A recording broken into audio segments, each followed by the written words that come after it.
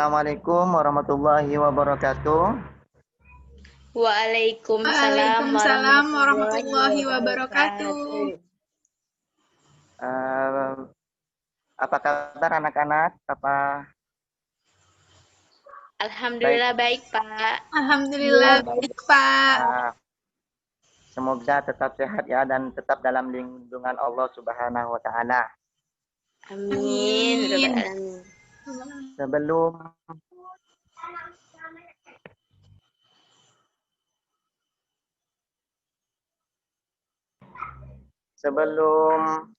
mengawali bimbingan pada kali ini, kita awali dengan pembacaan doa dengan niat kita masing-masing ya. Mari Bapak yang memulai pertemuan, apa doanya?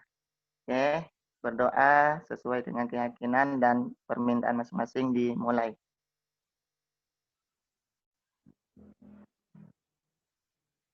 Doa selesai. Oke, sebelum memasuki ke pembahasan bimbingan pada kali ini, Bapak punya game ya. Nanti kalian bisa tebak ini gambar apa ya. Oke, Bapak tampilkan dulu. Kalian bisa tebak. Oke, seperti ini ya. Nah, kalian kira ini gambar apa? Singa, Pak. Ya, sesuatu singa ya. Terus yang lain apa? Bukan singa, Pak. Pak, guguk. Ayo, Maaf, apa? Pak. Anjing, Pak. Anjing ya. Mila, ini gambar apa Mila? Anjing. Kucing. Bukan Pak, anjing. Itu kayaknya anjing deh. Kayaknya pun itu Oke. anjing juga lah. Kita lihat ini gambar apa. Satu. Ya, ternyata ini adalah jerapah ya. Hah? Ini jerapah. Pak? Unta. Unta cuman berkepala anjing ya. Oke. Baik, Pak. Kita lanjutkan. Bisa Pak, bisa. Baik. Oke. Jadi pertemuan kita bimbingan kali ini yaitu terkait tentang memantaskan diri sebelum menikah ya. Sampai di sini kalian paham? Sedikit paham. Oke. Langkah-langkah yang akan kita jalani pada pertemuan kali ini yaitu kalian setelah masuk dalam pertemuan ini jangan keluar dari ataupun keluar masuk dari bimbingan ini ya, supaya bisa berjalan dengan lancar seperti itu. Gimana? Baik, Pak. Oke, terima kasih. Pada pertemuan kali ini yang akan kita bahas, harap kalian juga dapat memahami ya, yaitu tentang terkait memantaskan diri sebelum menikah seperti itu. Nah, setelah kalian paham, saya tanya dulu terkait kesiapan kalian dalam mengikuti bimbingan ini. Apakah kalian siap mengikuti? Siap, Pak. Oke, kalau siap, saya memberikan kesempatan sebelum kesempatan kalian bertanya sebelum memasuki bimbingan. Apakah ada yang ingin ditanyakan? Bertanya Pak. Oke, silakan Mila. Saya ingin bertanya seperti apa sih, kesiapan seperti apa sih yang harus disiapkan agar supaya kita tuh pantas menuju jenjang pernikahan, Pak. Seperti apa gitu kesiapannya agar kita tuh, oh kayaknya saya tuh udah pantas gitu, Pak. Apakah kita tuh harus bisa masak untuk atau siapa? Oke, Baik, Mila, nanti itu saya akan jawab ya di bagian pembahasan kita. Bapak di sini menanyakan kesiapan kalian semua apakah siap atau tidak mengikuti kegiatan ini. Siap, Pak. Mengikuti kegiatan Setelah bimbingan ini, Pak. siap, saya akan Siap. Ya, Pak. masuk ke Mengikuti dalam ini. tahap penjelasannya. Nah, ini saya akan jelaskan terkait ini memantaskan diri sebelum menikah. Apa sih yang dikatakan memantaskan diri itu? Nah, maksud dari kata memantaskan diri yaitu adalah berusaha untuk berbenah diri untuk menjadi pribadi yang baik. Karena janji Allah itu pasti ya, jika laki-laki itu baik, maka untuk perempuan yang baik juga. Wanita baik juga. Ya, seperti itu. Itu kejelasan di dalam Al-Quran seperti itu. Nah, terus karena menikah ini adalah bukan hanya momentum sesaat, ya, artinya ataupun sakral yang sangat prinsipal. Artinya menikah ini juga bukan ajang perlombaan ya. Namun menikah di sini adalah keyakinan kemantapan untuk melangkah ke jenjang yang lebih matang seperti itu. Artinya butuh dalam pertanggungjawaban dan dalam melaksanakan ibadah tersebut. Nah, di sini saya mengutip dari penjelasan Syekh Asy-Syarawi dalam tafsirnya terkait dengan ayat yang dijelaskan oleh Allah Subhanahu wa taala. Nah, dalam sebuah pernikahan yang dibutuhkan suami istri itu adalah adanya suatu kenyamanan itu. Suatu kenyamanan, kenyamanan ini bisa didapat ataupun bisa diraih dari adanya kesamaan antara keduanya, antara laki-laki dan perempuan seperti itu. Ya. Terus oleh karena itu jika laki-laki yang baik maka akan mendapatkan perempuan yang baik. Jika perempuan yang baik juga akan mendapatkan laki-laki yang baik.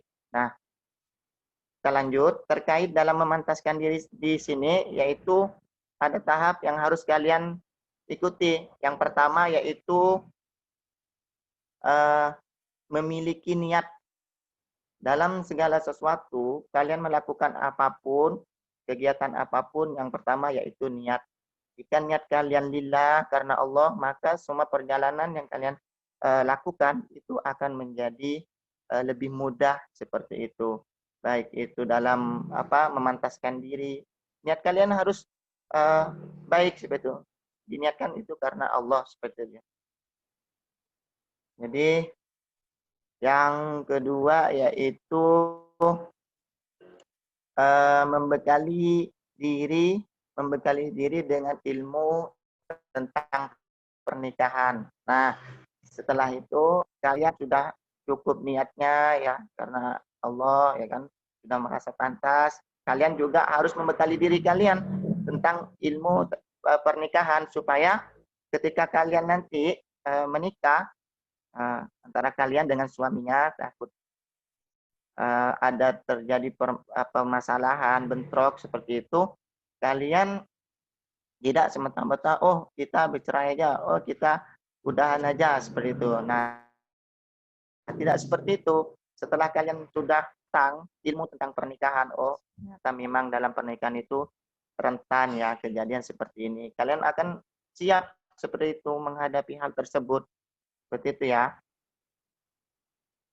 Oke, terus yang ketiga yaitu teruslah berusaha memperbaiki diri. Nah, dalam memantaskan diri sebelum menikah yaitu teruslah berusaha memperbaiki diri kalian gitu. Artinya jangan hanya ketika kalian menikah aja ya, baru kalian memperbaiki diri kalian di setiap harinya, baik perilaku, baik pun usaha kalian terus diperbaiki baik dari ibadahnya. Nah, seperti itu. Cara berinteraksi kalian dengan yang lain seperti itu ya. Terus berusaha untuk memperbaiki diri kalian seperti itu. Nah, pertama dalam memperbaiki diri yaitu dari segi keagamaan dalam mempersiapkan diri atau memantaskan diri sebelum menikah yaitu keagamaan. Kenapa penting dalam keagamaan? Contohnya seperti saya, bagaimana saya ini bisa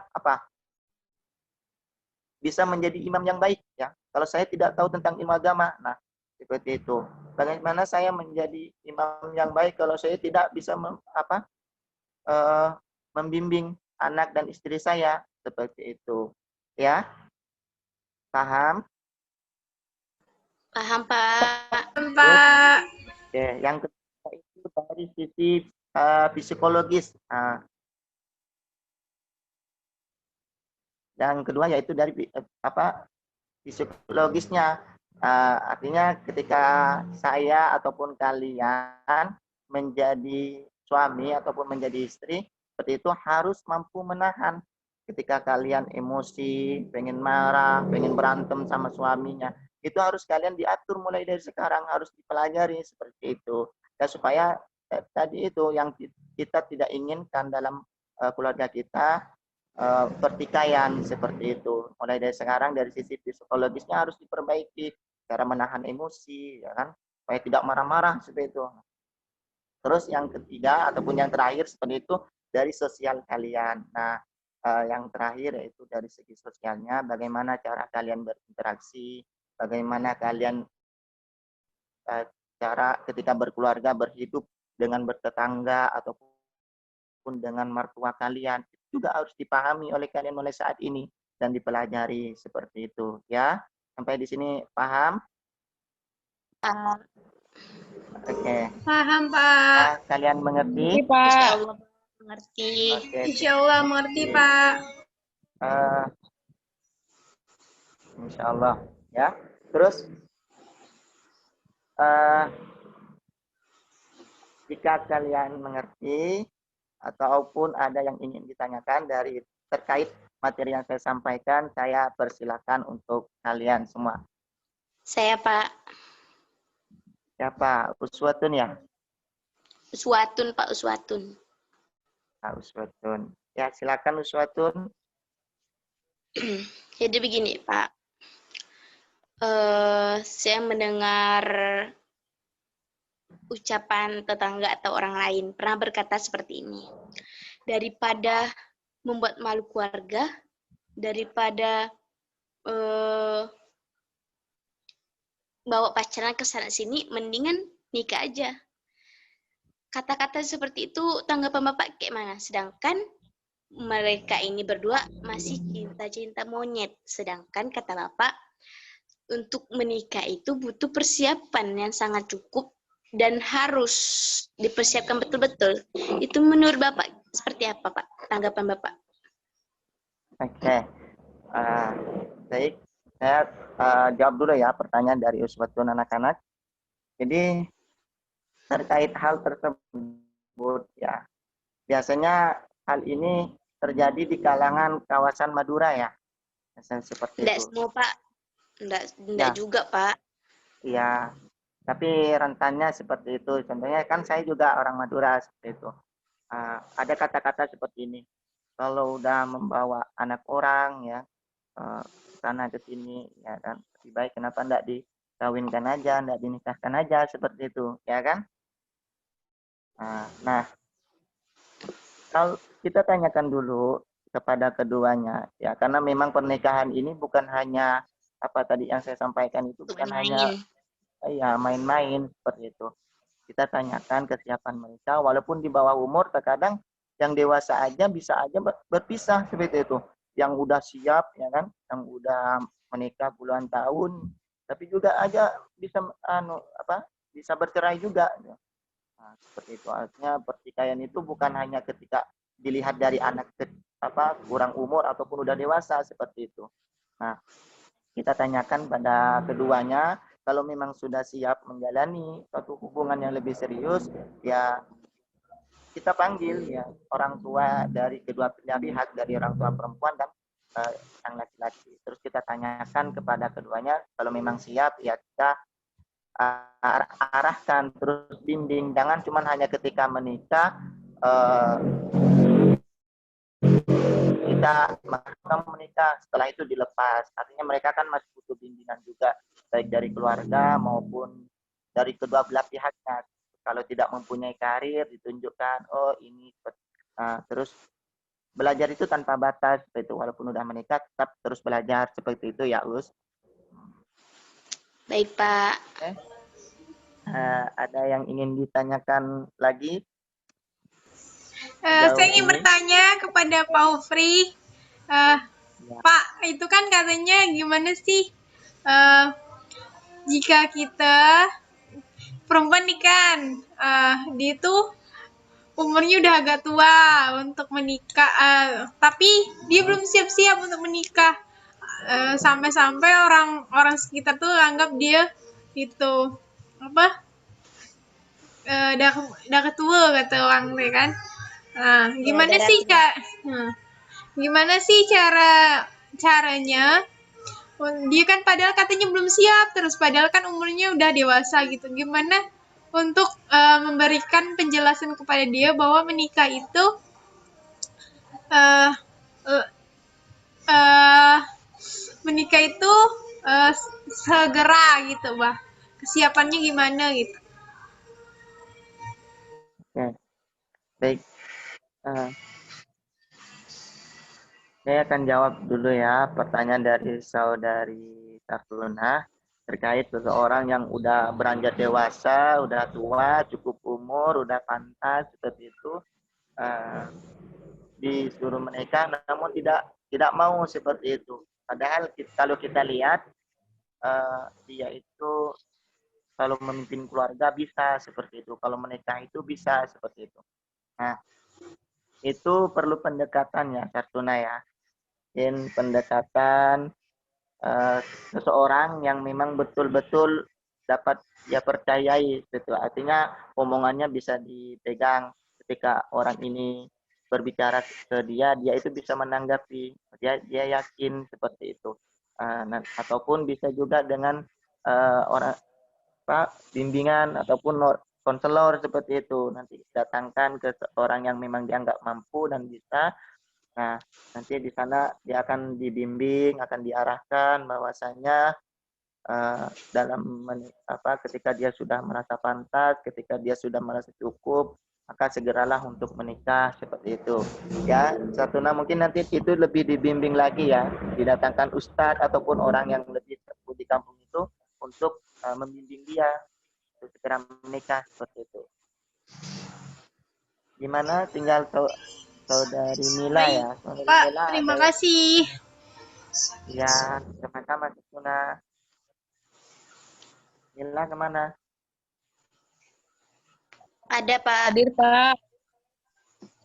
Saya ingin bertanya, Pak. Kan gimana sih, kan misalnya nih orang tuh kan ada sakit, ada trauma sama misalnya nih, kalau misalnya di dalam pacaran misalnya dia tuh trauma karena dulunya tuh diselingkuhin, ditinggalin sama si cowoknya. Sampai dia tuh trauma, nggak mau nikah karena dia tuh ada trauma tersendiri gitu, Pak. Terus gimana tuh Pak cara mengatasinya? Terus supaya dia tuh terobati traumanya, dia juga merasa, oh kayaknya nih pantas untuk menikah gitu Pak, gimana? Untuk pertanyaan Mila ya, terkait dengan seseorang yang sudah trauma ya untuk menikah lagi ya kan. Ada seorang ya, laki-laki dan perempuan udah menjalani pernikahan setengah jalan ya kan, dapat berapa tahun gitu, ternyata menikah. Nah, di perjalanan itu pernikahan mereka tuh bentrok dan akhirnya berpisah seperti itu. Dan laki-laki ataupun perempuan itu timbullah rasa trauma untuk tidak menikah lagi karena yang perempuan itu menjadi idaman ataupun menjadi dambaan. Akhirnya disuruh menikah lagi, tidak mau. Seperti itu. Nah, untuk mengatasi hal tersebut, Saudari Mila, ya, mungkin itu penyakit yang sudah trauma, itu bisa didatangkan dengan seorang pembimbing ataupun psikolog untuk menghilangkan rasa traumanya tersebut ataupun orang yang dianggap bisa dalam membimbing hal tersebut seperti itu ya Mila. nanti bisa didatangkan ke konselor ataupun didatangkan ke psikolog supaya rasa traumanya itu tidak ada seperti itu. Akhirnya dia mau lagi menikah dengan laki-laki lain ataupun perempuan yang lain seperti itu. Ya, Mila? Bagaimana?